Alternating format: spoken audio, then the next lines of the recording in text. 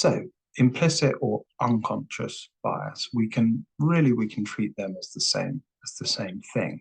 So implicit just means if it's contained in something, but it's the opposite of explicit. So it's not really clear. It's less clear. It's contained within something. And unconscious is a bit easier to understand because the word is used more often. It means you're not aware of it. Okay, so if it's unconscious, it's not conscious. You're not aware of the bias at the time. Obviously, the person who is being discriminated against, they often are aware of the bias.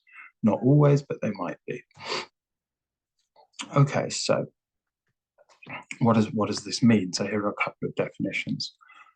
The unconscious attitudes, stereotypes, and unintentional actions, and they can be positive or negative, towards members of a group merely because of their membership in that group. So this definition, it doesn't mean a group like, the Scouts or the Football Society or something.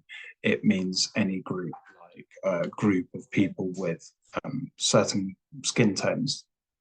We might say that's a group of skin tones, or we might say a group of people who come from a certain place. They form a group. So it's not that, it doesn't mean that these people are actually in a specific group. It just means a type of person, such as a race or ethnicity.